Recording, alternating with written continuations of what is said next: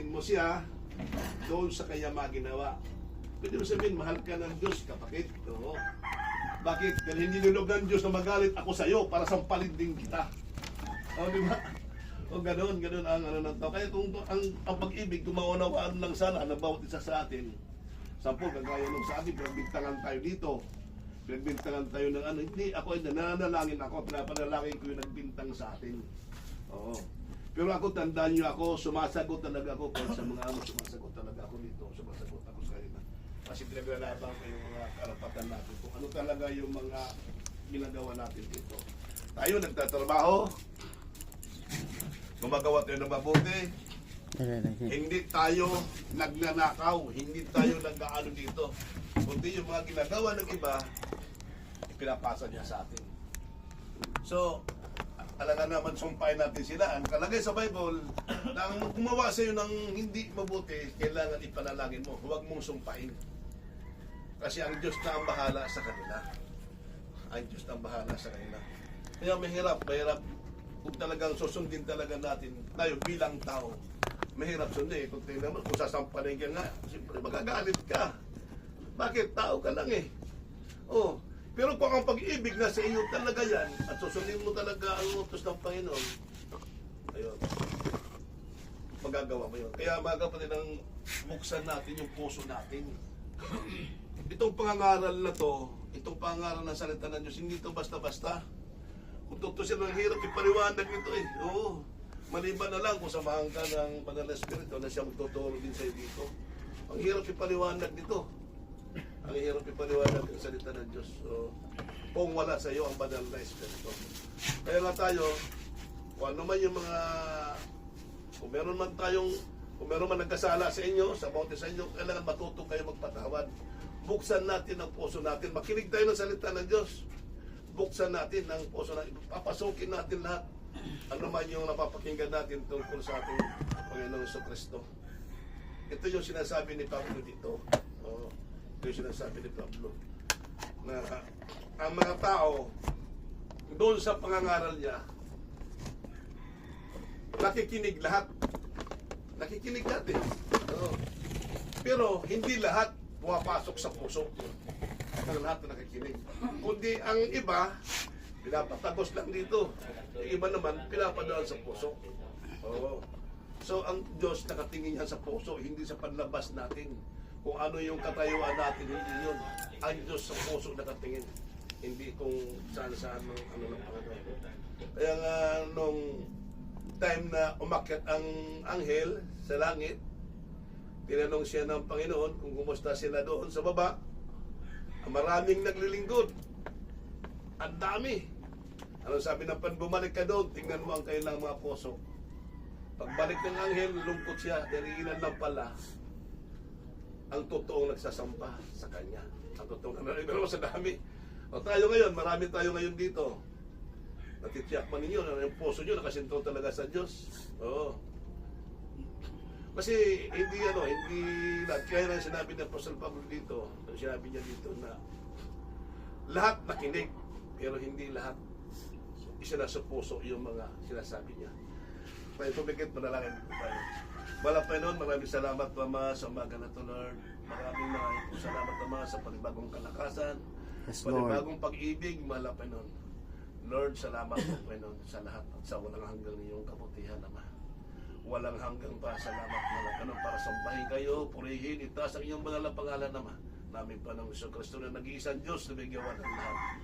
Lord, salamat Ama, kayo pong higit na nakakaalam Ama kung ano po yung mga nasa puso namin, ano po yung mga nasa isip namin. Lord, pakituwid po ang bawat puso. Pati po yung isip ng bawat isa sa amin, mahal na Panginoon. Yes, Lord. Na kami po, Ama, ay magsamba. Kami po, Ama, ay makinig, Ama, ng iyong banal na salita, Ama. At ito po, Ama, ay tumimo sa bawat isa. At kayo lang po ang parangalan. Kayo lang po ang dapat sambahin. Kayo lang dapat itaas, mahal na Panginoon. Hindi po ako, Ama. Hindi. Itago niyo ako sa iyong likuran na kayo lang po makita dito, mahal na Panginoon. At kayo lang ang parangalan.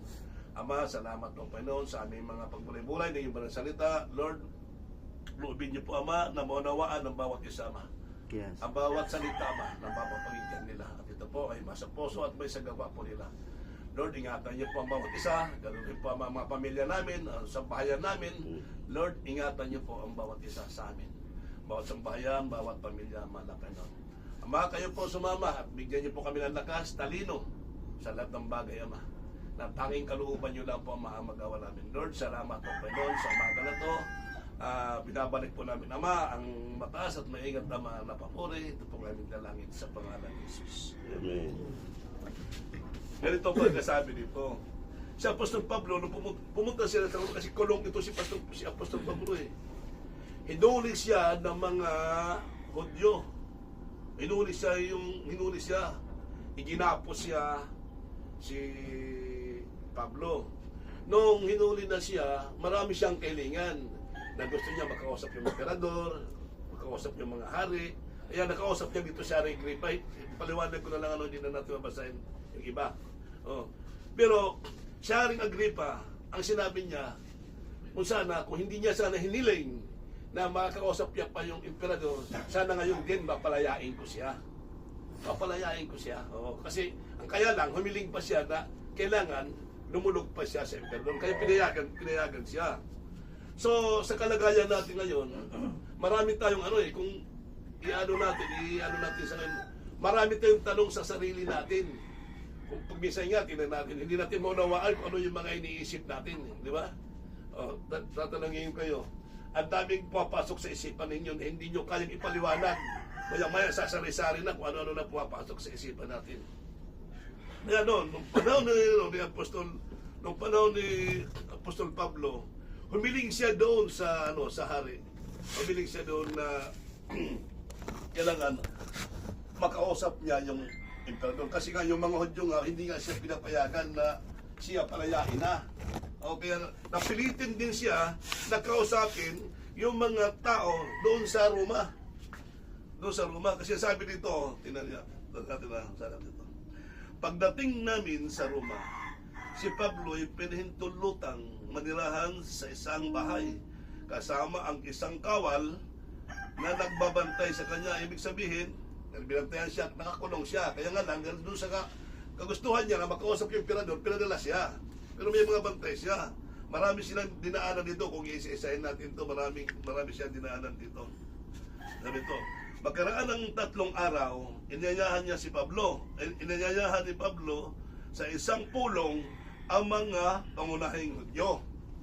Sa isang pulong. Pero kumbaga nagpatutuo siya kung ano talaga yung kalagayan niya. Kasi sabi ito, ngunit tumutol ang mga Hudyo. Ito na yung tumutol. Tumutol ang mga Hudyo na siya nga yung parang yung palayain. Kaya sabi nito, napilitan akong dumulog sa emperador. Gayon man, wala akong paratang laban sa aking mga kababayan. Nakagapos ako sa talikalang ito dahil kay Jesus na siyang pag-asa ng Israel.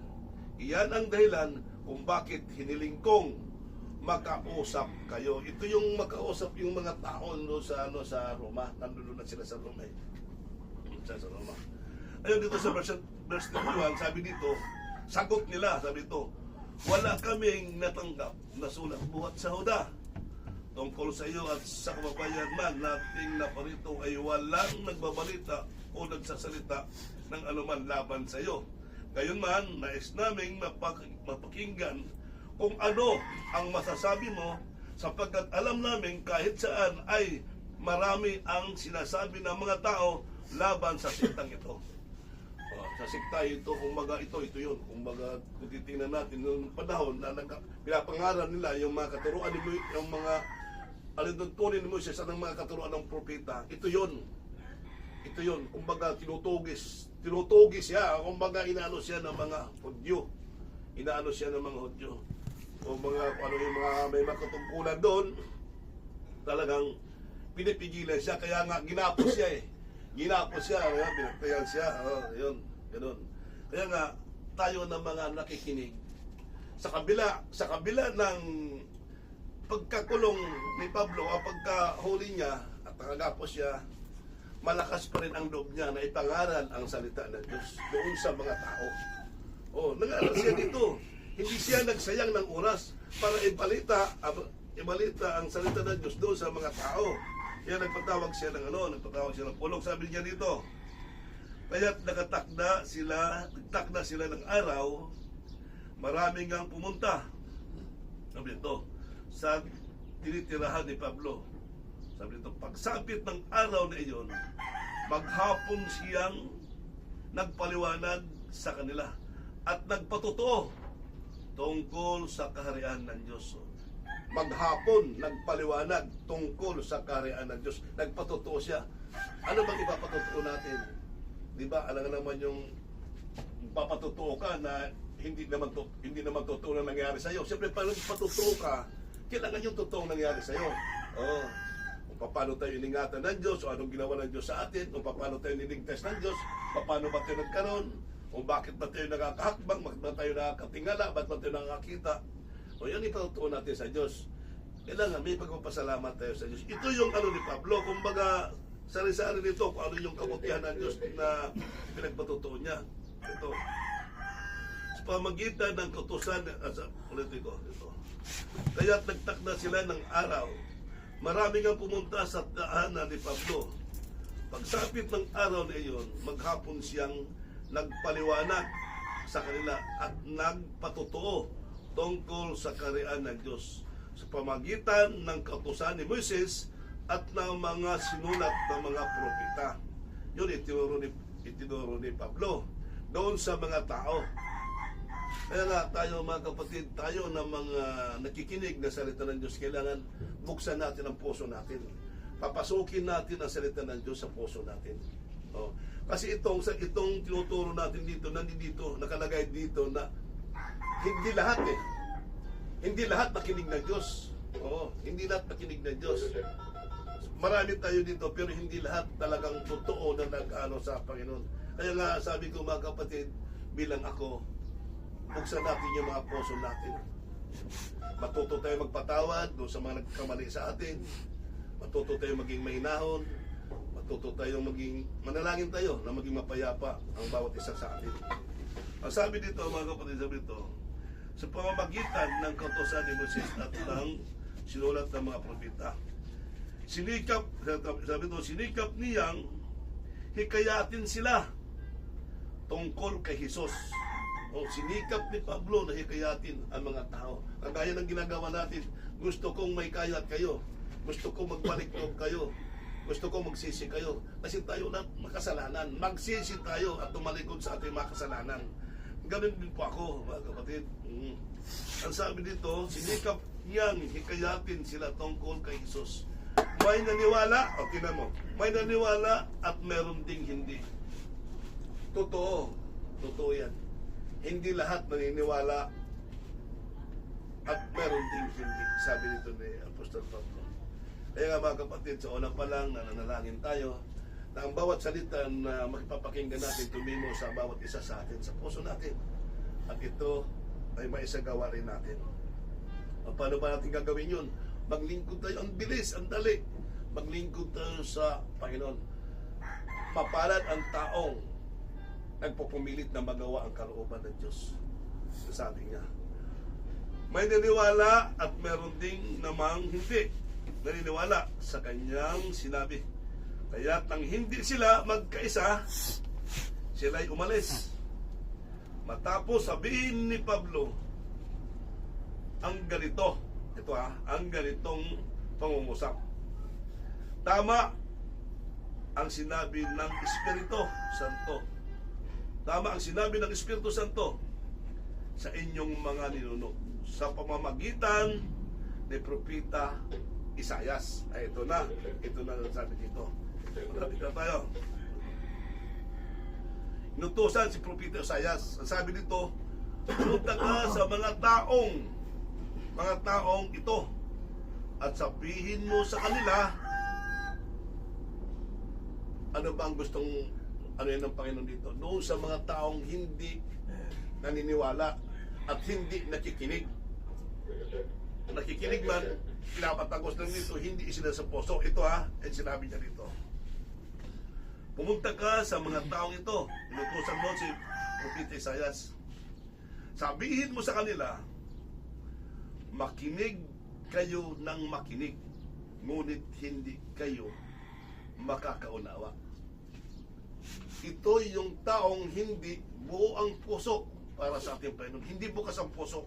Ito pinapasabi.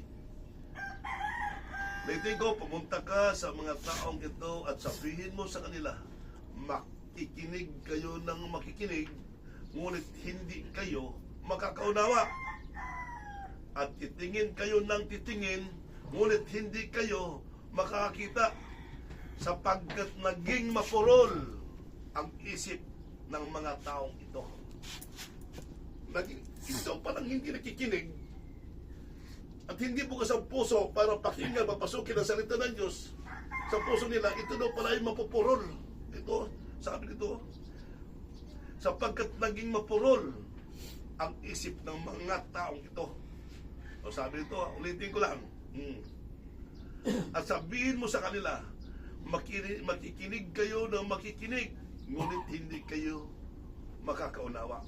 At titingin kayo ng titingin, ngunit hindi kayo makakakita, sapagkat naging mapurol ang isip ng mga taong ito. Tinakpan ang kanilang mga tainga at pinikit nila ang kanilang mga mata. Tinakpan daw nilang kanilang mga tainga at pinikit ang kanilang mga mata. Hindi nila pinakinggan at hindi nila tiningnan ang salita ng Diyos at hindi nila pinapasok sa puso nila. Ito yung mga tao nito yung pinagsasabihan ng Panginoon. Na hindi sila makikita. Tumingin man sila, hindi sila makunawa. Sabi dito, sapagkat naging mapurol ang isip ng mga tao ito. Tinakpan ang kanilang mga tenga at pinikit nila ang kanilang mga mata. Kung hindi, ito na, kung hindi, sabi ito, makakakita sana ang kanilang mga mata. Sabi nito, kung hindi na naging mapurol, sabi niya, ang mga taong ito, sabi niya, makakakita sana. Sabi nito, kung hindi, makakakita sana ang kanilang mga mata. Magkakarinig ang kanilang mga tainga at makakaunawa ang kanilang mga isip. Bakit sinabi ito? Dahil nga tinakpan nga nilang tainga nila. Di ba? Tinakpan ang kanilang mga mata. Tinakpan ang kanilang mga tainga para hindi sila makarinig. Pero ang sabi dito, makakita sana ang kanilang mga mata. Makakarinig ang kanilang mga tainga at makakaunawa ang kanilang mga pag-isip at magbabalik loob sila sa akin at sila'y aking papagalingin, ang sabi ng Panginoon. Kung hindi daw sana tinakpan ng mga taong ito ang kanilang mata, ang tainga at kanilang mata, sana makakarinig sila at makakita at doon magbabalik loob sila sa Diyos. At doon naman daw, sabi ng Panginoon dito, at sila'y pagalingin. Alam niyo mga kapatid, ito, ulitin ko uli, alam niyo kung saan pa ako nanggaling. Pero nung binuksan ko ang puso ko, pinapasok ko ang salita ng Diyos, at buong puso ako na nanalangin na ako po ay baguhin ng Diyos. Ito na po ako ngayon. Sasabihin ko na sa inyo na isa na rin ako sa tagapagsalita na magandang balita ng Diyos. Amen. Kaya ako, hindi ko talaga yung ng isip ko, unang-una ang Diyos na nakakadam ito. Kumbaga mata sa sanlibutan pa tayo, mas lamang na lamang sa akin ang maglingkod sa Panginoon. Kasi tayo, kahit ako mismo, marami pumapasok sa isip ko na hindi tama. Pero sa kabutihan ng Diyos, salamat. Dahil nandun na yung mga pagpipigil natin sa sarili. Kaya nagagawa natin ang kalooban ng Diyos. Mapalad ang taong nagpupumilit na magawa ang kanyang kalooban. Ulitin ko mga kapatid. Tandaan natin mabuti. Buksan lang natin ang puso natin. Ang sabi dito, buksan lang natin ang puso natin. Papasokin ang salita ng Diyos. Dahil ang sabi dito, kung hindi, makakita sana ang kanilang mga mata. Makakarinig ang kanilang mga tainga at makakaunawa ang kanilang mga pag-isip. At magbabalik loob sila sa akin at sila'y aking papagalingin, sabi ng Panginoon. Kaya tandaan natin mga kapatid, lahat tayo, Tanda natin, may mga pagkakasala tayo araw-araw. Kaya may panalangin tayo, Lord, patawarin niyo po kami. Sa bawat segundo, oras, minutos, ano man pito araw, magabi to, kami po ay nagkakamali. Saan? Doon sa pag-iisip at doon sa mga pananalita. Ang akala lang natin, libre lang, wala tayong ginagawa. Pero nagkakasala po tayo. Kaya walang tigil na hingi ng tawad sa Panginoon. Walang tigil ang pagpasalamat sa Panginoon. Walang tigil ang pagsamba sa Panginoon. Kaya mga kapatid, dito na lang. Maraming salamat sa inyo. Sana lubin ng Panginoon na tayo po ay magkaisa lahat. Hindi man tayo, kung hiwalay man tayo, at least maborn again, mabuhay kayong muli, mga kapatid. Kaya salamat sa Diyos. Pastor, ikaw naman po. Sige, bago ako mag-pray, meron akong konting share sa atin. Yung ibig sabihin kasi ng ating kapatid na si Brother Enteng, yung word na pakikinig at pagsasagawa, actually lahat tayo dito ay nakikinig ng salita ng Diyos, tama po ba? Pero, ang pagsasagawa, yun ang pinakahirap. Ang ibig sabihin ng salita ng Diyos, kung napakinggan natin ang mabuting balita para tayo ay mabago o baguhin ng Diyos sa ating pamumuhay, yun ay makikita sa ating mga gawa. Pero siguro ikaw at ang Diyos lang ang nakakaalam. Pero nakikita sa ating mga sarili, tayo po ang salamin sa ating kapwa. Number 1 na salamin, ang Biblia. Pangalawang salamin, tayo po. Tayo rin po ang nakakakita sa ating mga ginagawa, kung ito ba'y tama o mali.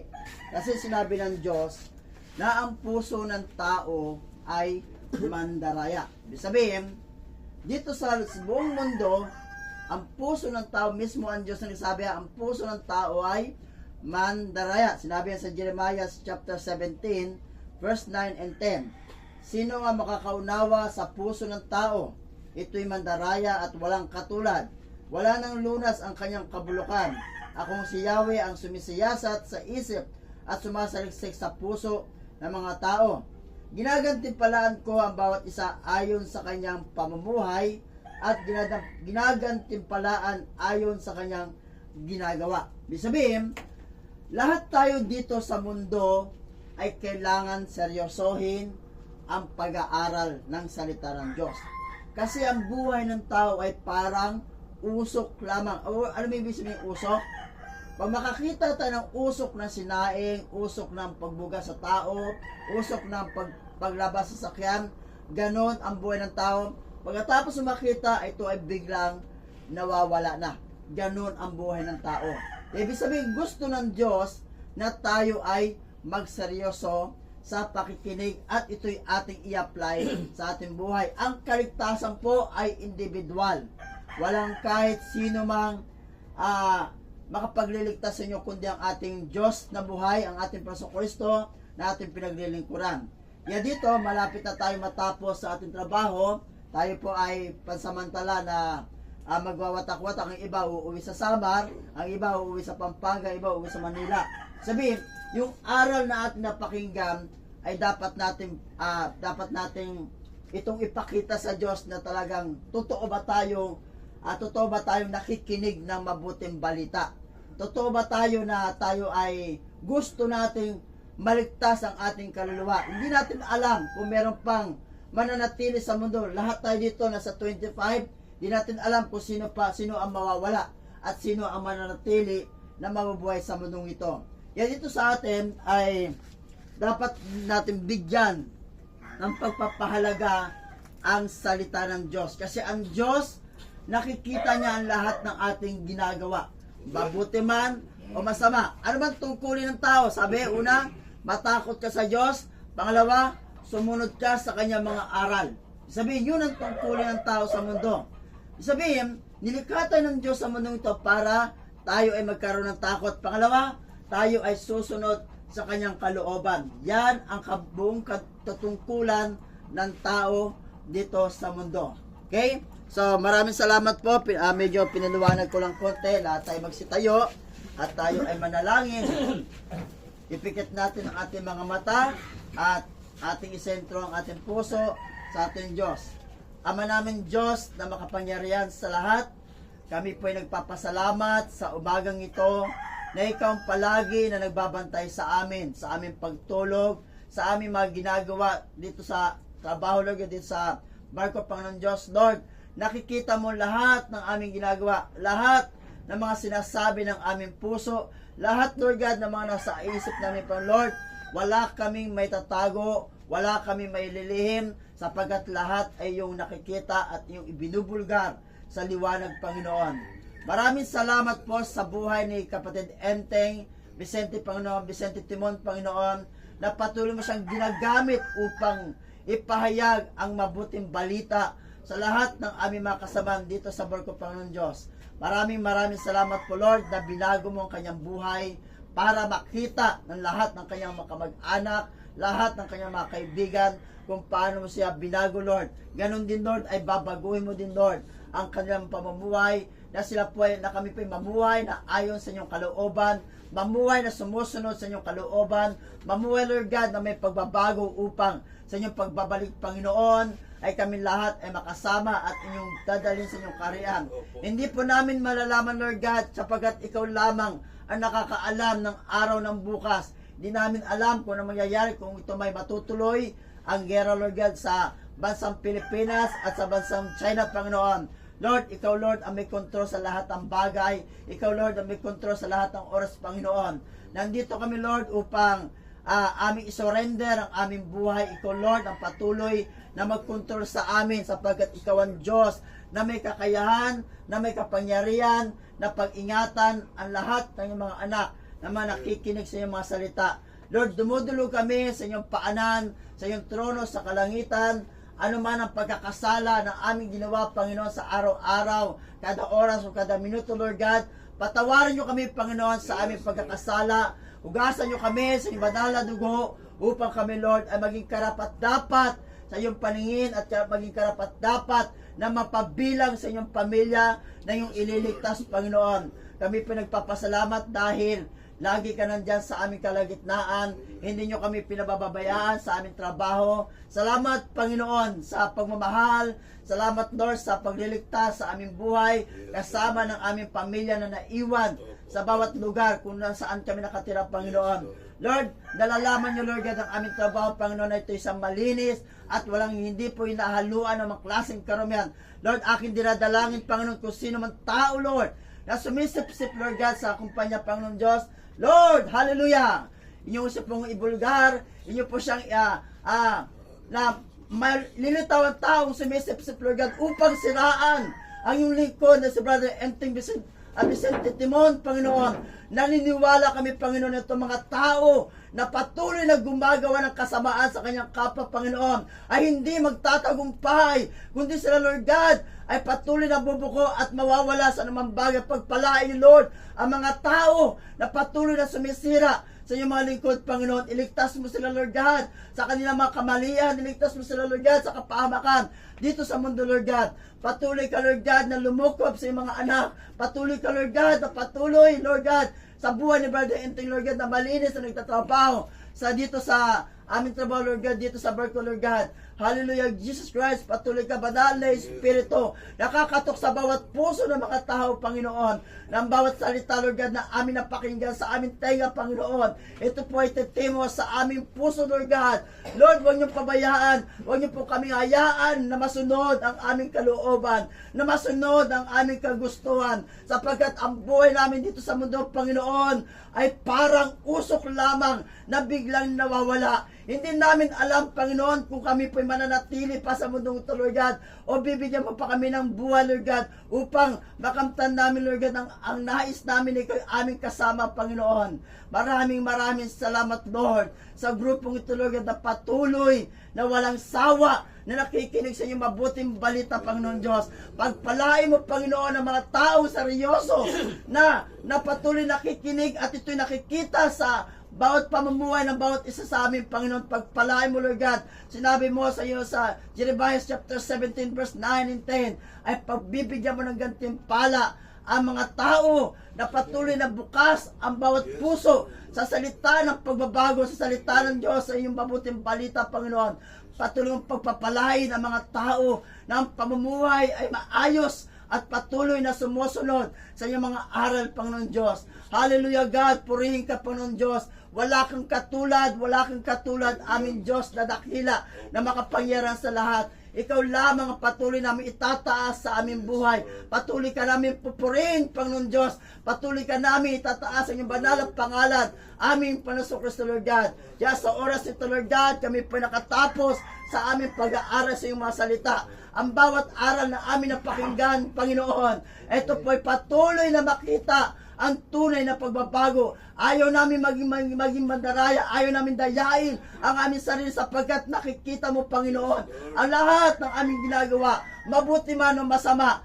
Nababasa mo, Lord, ang aming isipan, Lord God. Mabuti man o masama, Panginoon. Nalalaman mo, Lord God, ang bawat tibok ng aming puso, Lord God. Kung kami po'y mandaraya o hindi, Panginoon Diyos. Lord, aming binibigay ang aming buhay kasama ng aming buong pamilya, Panginoon Diyos, na ikaw ang maghari sa amin, na ikaw ang patuloy na magbantay sa amin, na ikaw lamang, Diyos, ang patuloy na mag-iingat sa lahat ng oras, anumang klaseng kapahamakan na darating sa amin, Lord. Huwag niyong pahintulutan na kaming lahat, Lord God, ay patuloy na mapapahamak sa mundong ito, Lord God, kundi lahat kami, Lord God, sa aming, mula sa pag-umpisa sa aming trabaho hanggang sa pagtatapos ng aming trabaho, Panginoon Diyos, ay patuloy niyo kami pagpalain sa lahat ng aming pangailangan for spiritual things, material things, Lord God, at lahat ng bagay, Panginoon Diyos, ay patuloy niyo ibigay, Lord God, sa aming buong pamilya, Lord God. Maraming salamat po, Lord God, sa buhay ni kapatid Enteng, Lord God, na patuloy ka nag-ahari sa kanyang buhay at patuloy mo siyang binabago.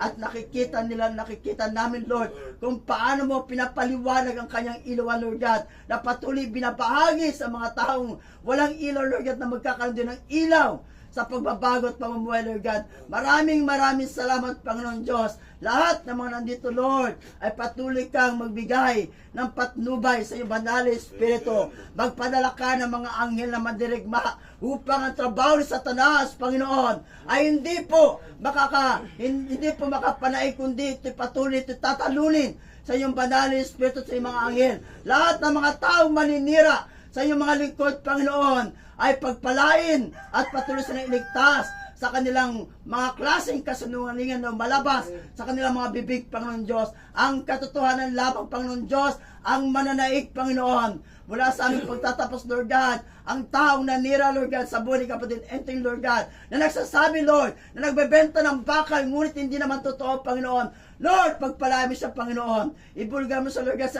sa kaliwanagan, Lord, upang malaman kung sino ba talaga ang totoong nagsasabi ng katotohanan at kasinungalingan, Lord God. Kaya, Lord God, pinagkakatiwala namin, Lord, si kapatid Enteng, Lord God, na pagkatapos ng trabaho ito, Lord God, ay magkakaroon ng maayos na pag-uusap at magtatagumpay, Panginoon, ang iyong anak at ang mga tao na patuloy na magwasak sa buhay ng iyong mga anak, Lord God, ay hindi po mananaig, Panginoon Diyos. Maraming salamat, Panginoon. Kaya sa oras nito, Lord God, aking binabalik, Lord, ang lahat ng kapasalamat, tangi lamang sa inyo, aming Panginoon Kristo. Lahat ay magsabi ng Amen. Amen. Amen. Lord.